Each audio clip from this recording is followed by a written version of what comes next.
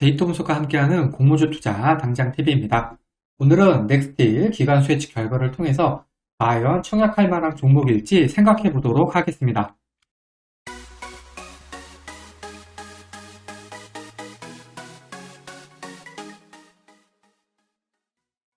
회사 소개 요약입니다.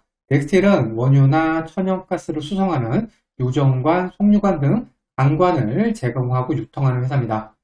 지난 2021년에 아주 IB 투자에서 한 465억 투자를 했는데요. 이때 다시 평가한 기업 가치가 한 1000억이었고요. 하나증권도 올해 1월에 16억 투자를 했는데 이때 평가된 기업 가치는 2000억이었습니다.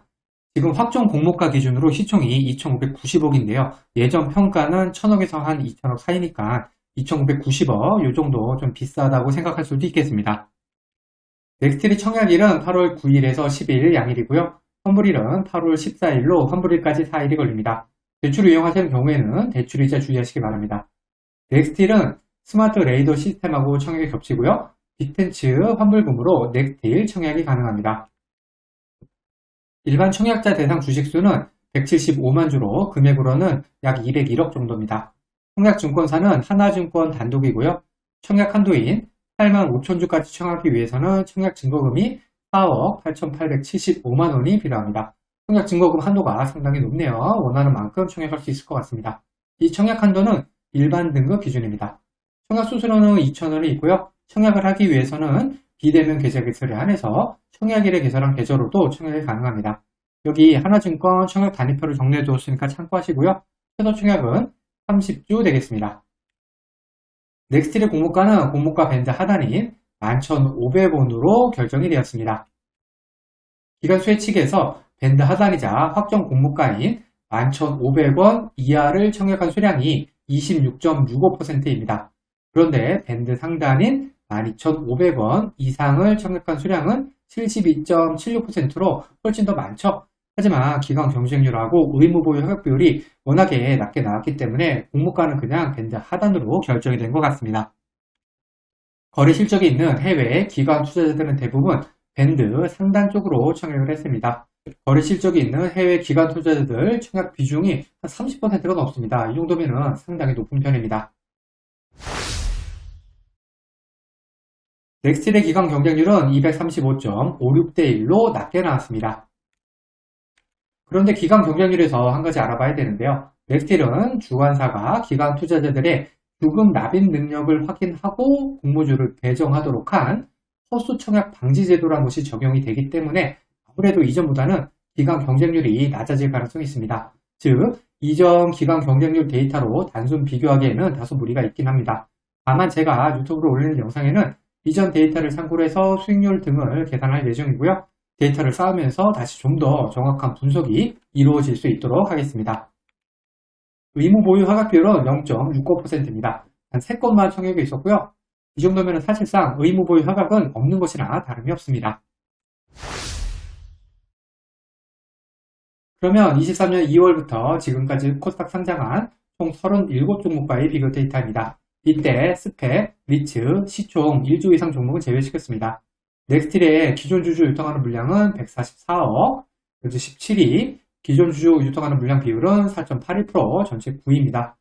사실 넥스틸은 코스피 상장이긴 하지만 규모로 따질 때는 코스닥 대형주이기 때문에 코스닥 종목과 그냥 비교하겠습니다.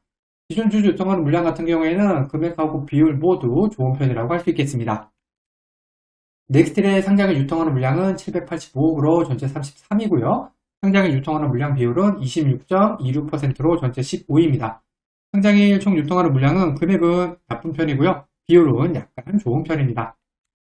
넥스틸의 기관 경쟁률은 236대 1로 전체 32위, 의무보유 허가 비율은 0.69%로 전체 34위입니다. 기관 경쟁률하고 의무보유 허가 비율은 모두 매우 나쁜 편입니다. 이번에는 평균 시초가 손실 확률, 그 다음에 상장일 평균 고점 살펴보겠습니다. 기존 주주 유통하는 물량이 100억에서 200억 사이였던 종목은 13종목이 있었고요.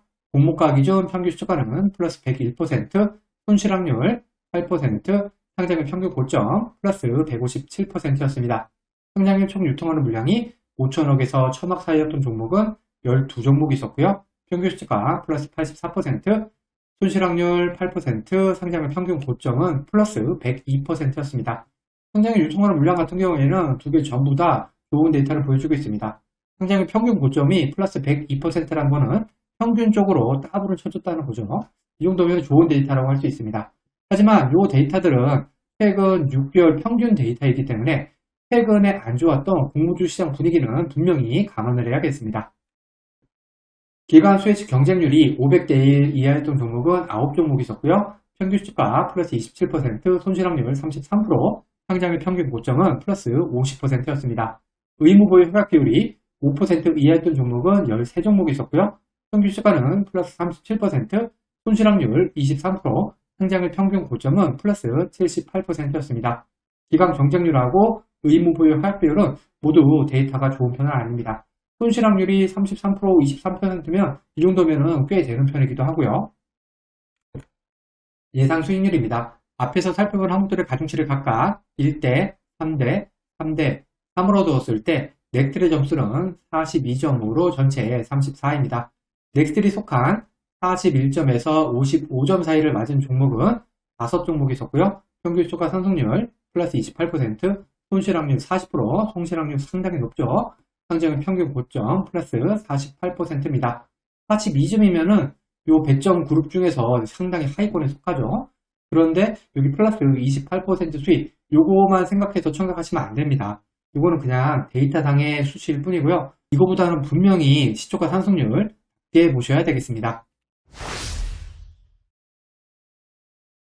결론입니다. 넥스트의 기관 수혜측 결과는 매우 안 좋게 나왔습니다. 기관 경쟁률은 235.56대 1로 많이 낮게 나왔고요. 의무보유 허약비율이 0.6%로 없는 것이나 다름없기 때문입니다. 물론 앞에서 설명드린 허수청약 방지 제도 영향은 감안을 해야겠지만 그럼에도 불구하고 이 정도면은 결과는 나쁘다고 말할 수가 있겠습니다. 애초에 구주 매출 비율이 48%로 상당히 높고요. 유통하는 물량도 785억 수준으로 적지 않기 때문에 큰 흥행은 어려웠던 공모주였죠. 한 가지 긍정적인 점을 찾자면은 기관들의 청약 분포가 밴드 상단 쪽으로 많았음에도 불구하고 밴드 하단으로 공모가가 결정이 되었다는 것입니다.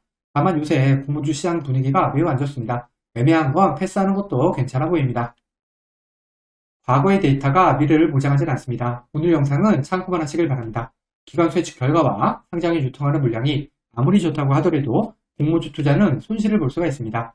이 영상은 공모주 관련 정보 제공을 위한 것으로 공모 추천 영상이 아닙니다.